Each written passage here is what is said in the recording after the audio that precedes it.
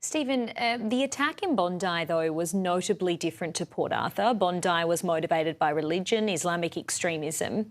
Many say that it's not how the alleged offenders killed, but why, and say that it's people like your farmers and people who need guns and firearms for legitimate reasons that will be disadvantaged by this.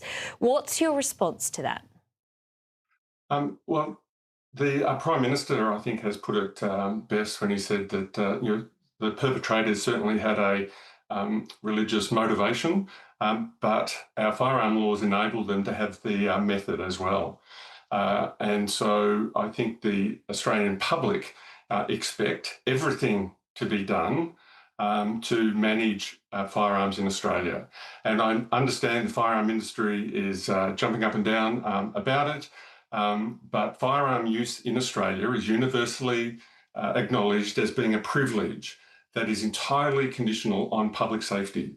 And the reforms that Premier Minns introduced before Christmas, the reforms in this omnibus bill going to Parliament next week, none of that prevents a sporting shooter, a farmer, a primary producer or a hunter being able to pursue their hobby or their job.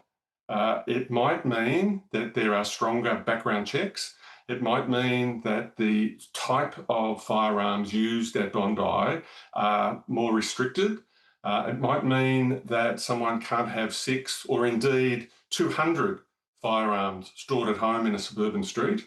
And they are just some of the things that the Australian public expect to happen. I think many of them are surprised those things aren't already in place. I mean, a point that the foundation has also really picked up on is gun technology has changed a lot since Port Arthur. And it's really highlighting here that our laws are simply lagging behind when it comes to modern weapons and loopholes, right?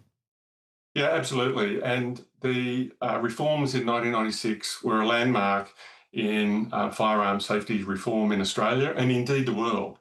And they have served us very well. But the laws in 1996 didn't anticipate the sort of firearms that there are today, the number of firearms stored in suburban streets, the access to very high-powered, rapid-fire type of firearms. And all we are expecting now is for changes to be made to that safety framework so that we can continue a really proud culture of gun safety in Australia. Yeah, it's going to be complex, and the debate, of course, continues to get this balance right. Stephen, just before we let you go, I mean, it's going to be the 30-year anniversary of the Port Arthur massacre. Of course, you're part of a foundation where there were victims of that horrible massacre. I'm Tasmanian. I just wanted you to describe the community feeling 30 years on, if you can, quickly for us before we wrap this up.